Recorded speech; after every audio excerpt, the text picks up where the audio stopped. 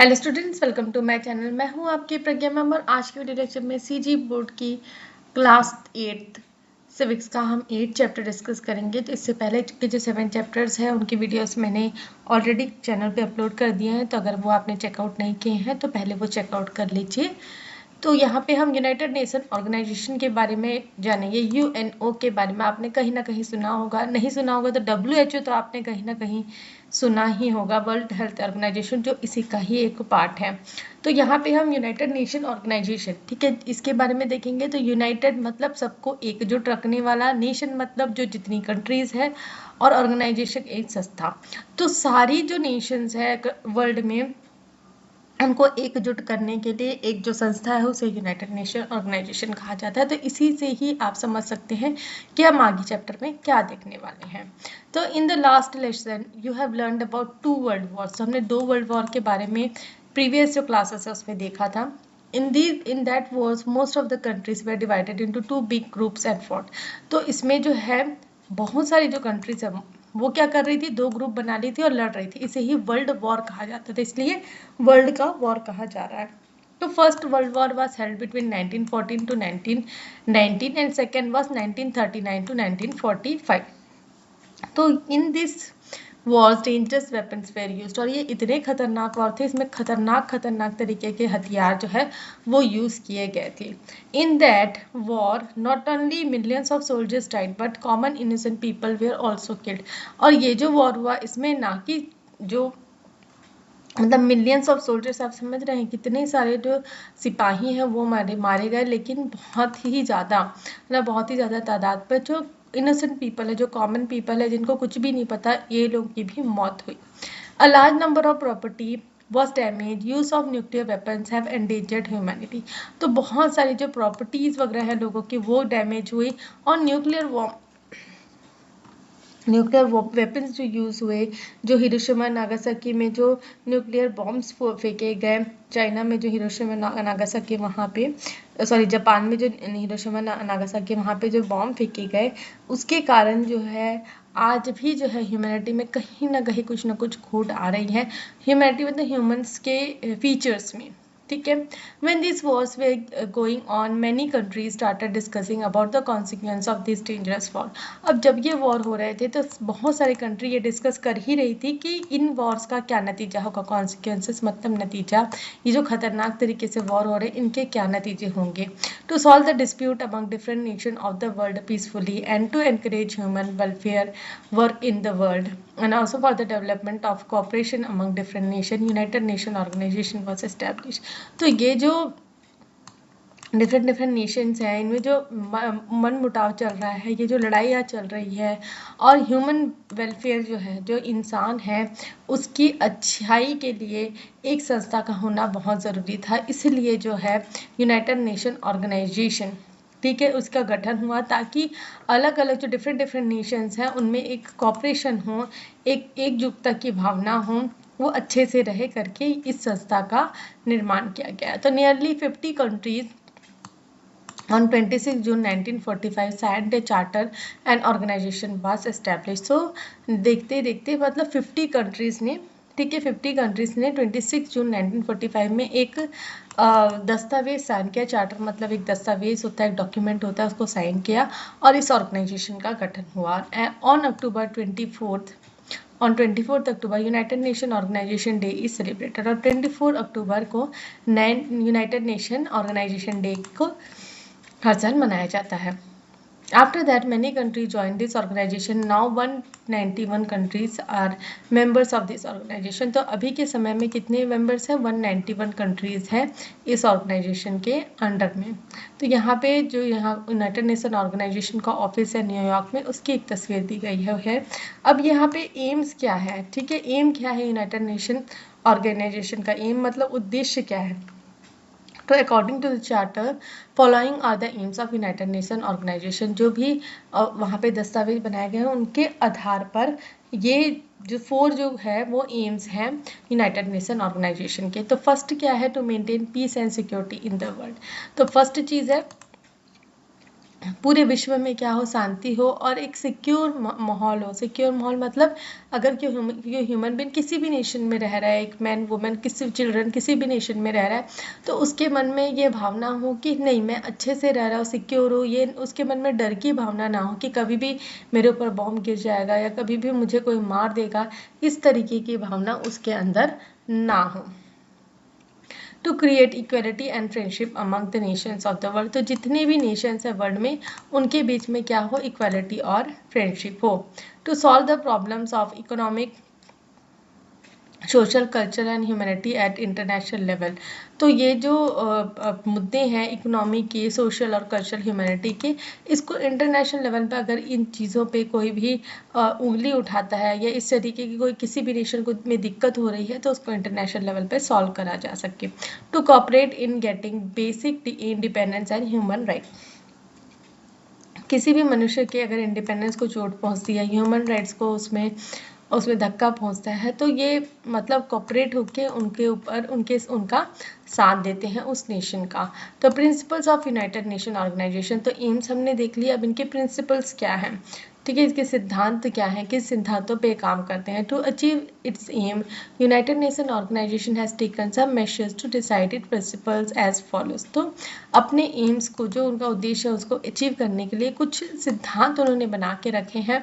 तो फर्स्ट है to solve dispute among each other peacefully, तो सबसे पहला जो सिद्धांत है वो है कि अगर किसी भी नेशन के बीच में कोई भी विवाद हो जाता है तो हम उसको बैठ के शांति से सॉल्व कर सकते हैं, ये नहीं कि सीधा लड़ाई पे आ जाए। Second is no nation should use political power against each other, तो जैसे कि फर्स्ट वाले पॉइंट से थोड़ा सा मिलता जुलता है कि कोई भी नेशन ऐसा नहीं कि बस अपना पॉलिटिकल पावर यूज कर दे कहीं पे भी अपने कोई भी नेशन के खिलाफ में, ठीक है, मतलब पॉलिटिकल पावर मतलब उनके पास अच्छी आर्मी है, सब चीज़ है, तो ये नहीं कि दूसरे के ऊपर हमला कर दिया जाए। Next, if any nation attacks another nation, then United Nation Organization will oppose it, और अगर कोई भी एक कंट्री या नेशन है वो दूसरे नेशन पे क्या है हमला करता है तो यूनाइटेड नेशन जो है उसका विरोध करेगा। Fourth is charters, rules and regulation should be obeyed sincerely by all member nation, तो जितने भी मेंबर नेशन है, तो जो भी चार्टर, जो भी दस्तावेज है, अधिघोषणा है जिसमें रूल्स एंड रेगुलेशन दिए गए हैं, वो सबको वो सिंसियरली एकदम फॉलो करें। तो बॉडी क्या है यूनाइटेड नेशन ऑर्गेनाइजेशन की, तो 6 बॉडी होती है economic and social council, judicial council, general committee, security council, international court, secretary. तो यहाँ पे ये 6 बॉडीज हैं यूनाइटेड नेशन ऑर्गेनाइजेशन के, जो साथ मिलके यूनाइटेड नेशन ऑर्गेनाइजेशन में काम करते हैं। तो इकोनॉमिक एंड सोशल काउंसिल जो है वो इन मुद्दों पे देखता है। जुडिशियल काउंसिल जो है वो कोर्ट या फिर कोई गलत क्राइम वगैरह है उसको देखता है। जनरल कमेटी जो है वो एक जनरल वे में सारे जो रूल्स एंड रेगुलेशन उसको फॉलो कराने की कोशिश करते हैं, मेंबर्स होते हैं उसके, हेड होता है। सिक्योरिटी काउंसिल हो गया आपका, इंटरनेशनल कोर्ट हो गया, सेक्रेटरीट हो गया। तो aims of United Nation Organization are fulfilled by these bodies of United Nation Organization established in different parts of the world। तो सारे जो एम्स है उसको फिल करने के लिए ये 6 ऑर्गेनाइजेशन के जो पार्ट्स है वो किए गए हैं। तो 5 permanent members of United Nation Organization are China, France, Russia, United State of America and Great Britain. तो ये 5 जो कंट्री है ये परमानेंट मेंबर है यूनाइटेड नेशन ऑर्गेनाइजेशन के, और बाकी जो मेंबर्स है वो टाइम टू टाइम बदलते रहते हैं। और ये यूनाइटेड नेशन के अंदर में कुछ स्पेशल ऑर्गेनाइजेशन है उनके बारे में भी हमको देखना है। तो international cooperation for economic and social development has great importance for United Nation Organization for the development in all aspects. The United Nation Organization has established many special organization to work in this special areas. तो internationally एक cooperation बना के रखने के लिए, social और economic और social development के लिए यूनाइटेड नेशन ऑर्गेनाइजेशन ने कुछ स्पेशल ऑर्गेनाइजेशन बनाए हैं जो स्पेशल एरियाज पे काम करते हैं। तो it works in different countries of the world for development of health and education. तो वो अलग अलग कंट्रीज में वर्क करते हैं वहाँ के डेवलपमेंट के लिए। कौन से डेवलपमेंट? हेल्थ के लिए और एजुकेशन के लिए। So that the standard of life can be raised and to give total employment etcetera. Its main organization are, है ना, तो यूनाइटेड नेशन ऑर्गेनाइजेशन के जो ये स्पेशल ऑर्गेनाइजेशन है उनका क्या काम है, अच्छा हेल्थ प्रोवाइड करना, अच्छा एजुकेशन प्रोवाइड करना, ताकि जो लिविंग स्टैंडर्ड है वो इंक्रीज हो सके और टोटल एम्प्लॉयमेंट मिल सके, लोगों को लाइवलीहुड अच्छी हो सके, इस सब के लिए ये काम करते हैं। तो special organization of United Nation Organization are, first is international labour organization, जो लेबर्स के बातों को रखते हैं, लेबर के ऊपर काम करते हैं, जो मजदूर हैं उनको उनके ऊपर काम करते हैं। फूड और एग्रीकल्चर ऑर्गेनाइजेशन है, जैसे अगर किसी नेशन में फूड की कमी है और एग्रीकल्चर से रिलेटेड कुछ प्रॉब्लम है तो वो वहाँ पे काम करते हैं। इंटरनेशनल मॉनेटरी फंड जो है, अगर किसी नेशन को लोन की ज़रूरत है या कुछ फंड की ज़रूरत है या किसी नेशन में ऐसी आपदा आई है कि उनको पैसों की ज़रूरत है, तो इंटरनेशनल मॉनेटरी फंड वहाँ पे काम करता है। Next is world health organization, जो हेल्थ के लिए काम करता है। Next is United Nation of integrated child fund, UNICEF. ठीक है, यूनिसेफ जो है वो चाइल्ड एजुकेशन के लिए काम करता है। Next is United Nation of education science and culture organization, UNESCO, जो एजुकेशन के लिए काम करता है। ठीक है, तो United Nation Organization works in different countries with cooperation of government and other organization of these countries to develop in different fields. Let us know how this organization work with the help of example. तो ये जो United Nation organisation है ये अलग अलग countries में जो वहाँ की गवर्नमेंट है उसके साथ कॉपरेट करते हुए चलता है ताकि वहाँ पे डेवलपमेंट के वर्क जो है वो कर सके। तो यू हैव सीन, एक एग्जाम्पल देखेंगे हम, you have seen pulse polio programme, children up to age of 5 years are given drops. As you know, this disease affect the children up to the age of 5 years.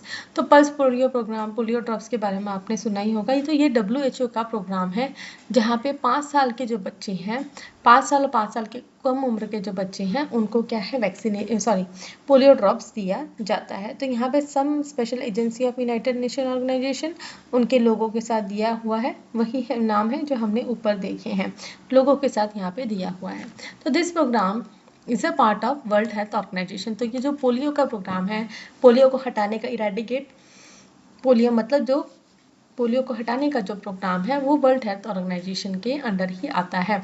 World health organization and UNICEF not only work for our country but they also work with other countries of the world to eradicate polio virus. So this immunization program is carried out worldwide. तो ये जो polio का जो programme है ये सिर्फ हमारी country में ही नहीं होता, तो वर्ल्ड हेल्थ ऑर्गेनाइजेशन और यूनिसेफ के साथ मिलके ये अदर कंट्रीज में भी काम करते हैं ताकि जो पोलियो के जो वायरस है वो हट सके।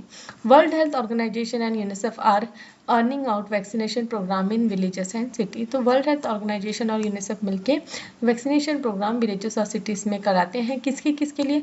प्रेग्नेंट वुमेन के लिए और चिल्ड्रन जो है, चिल्ड्रन को पोलियो, टेटनस, डिप्थीरिया, मेसल्स और ट्यूबरकुलोसिस की वैक्सीनेशन देके, इम्यूनाइजेशन देके ताकि वो इन बीमारी से बच सके। Different countries, in which India also included, adopt the policy of education for all for the expansion of girls' education, adult education, literacy program, and scientific and technological education. तो different countries, अलग अलग countries में programme चल रहे हैं जिसमें India भी included है। तो ये जो पॉलिसी है एजुकेशन के लिए जिसमें सब गर्ल्स जो हैं उनको एजुकेशन दे सके, अडल्ट जो है, जैसे कि कुछ अडल्ट होते हैं जो बचपन में नहीं पढ़ पाए लेकिन वो अडल्टहुड में एजुकेशन ले सकें, इसके लिए भी कुछ प्रोग्राम चलाए जाते हैं। लिटरेसी के अलग से और प्रोग्राम होते हैं। साइंटिफिक और टेक्नोलॉजिकल एजुकेशन के लिए भी प्रोग्राम अरेंज कराते हैं ये United Nation Organization. Much extent of work is done by organization name UNESCO. ठीक है, यूनेस्को जो है ये सारे काम करवाते हैं। United nation does not have its own army but the member countries army in a joint venture works for United Nation in useful and important mission. तो United Nation की अपनी कोई आर्मी नहीं है लेकिन जो मेंबर कंट्रीज है, जो 191 मेंबर कंट्रीज है, वो जॉइंटली एक वेंचर फॉर्म करते हैं जिसमें कभी भी ऐसी कुछ स्थिति आ गई जिसमें आर्मी की ज़रूरत है तो वो वहाँ पे प्रोवाइड करते हैं।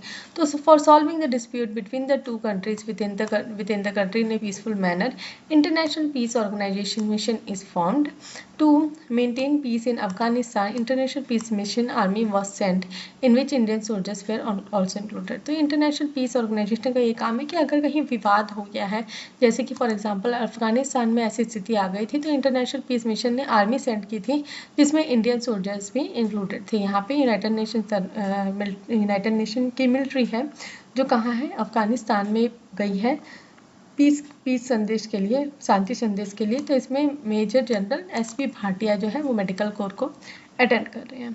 तो India's role in United Nation, India का क्या रोल है यूनाइटेड नेशन में, उसके बारे में देखना है। India is one of the establish committee member of United nation. तो जैसे कि हम पहले से ही जान रहे हैं कि इंडिया एक मेंबर है यूनाइटेड नेशन ऑर्गेनाइजेशन का। It has played an important role in the formation of its aims and principles. India was also the member of its different organization many a times. तो India जो है एक important role play करता है जो AIIMS और principles हैं United Nation organisation को, उसके फॉर्मेशन में। और इंडिया जो है डिफरेंट जो ऑर्गेनाइजेशन है यूनाइटेड नेशन के, उसके भी मेंबर्स रह चुका है। For return of democracy, anti racism, peace mission and others, India help United Nation by military aid. तो कभी भी ऐसी ज़रूरत पड़ती है डेमोक्रेसी के लिए, एंटी रेसिज्म या पीस मिशन के लिए, तो इंडिया जो है मिलिट्री हेल्प हमेशा देते आया यूनाइटेड नेशन से। Though India itself has many social and economic problems but it works with different agencies of United Nation. We can understand this by above example. तो इंडिया में खुद के भी सोशल एंड इकोनॉमिक प्रॉब्लम्स है, लेकिन तब भी यूनाइटेड नेशन की डिफरेंट एजेंसीज के साथ वर्क करता है, ठीक है, ताकि अदर नेशंस में वो जब भी ज़रूरत हो तब सहायता प्रदान कर सके। तो ये चैप्टर यहाँ पे ख़त्म होता है। अगर आपको ये वाला चैप्टर अब समझ में आया तो अपने फ्रेंड्स के साथ भी शेयर करिए ताकि उनको भी बेनिफिट हो सके। और अगर मेरे वीडियोस आपको पसंद आते हैं तो वीडियो को लाइक करें, शेयर करें और चैनल को सब्सक्राइब कर लीजिए। जब भी और बेल नोटिफिकेशन को भी ऑन कर लीजिए ताकि जब भी मैं नए वीडियोस डालूँ तो आपको नोटिफिकेशन मिल सके। Thanks for watching.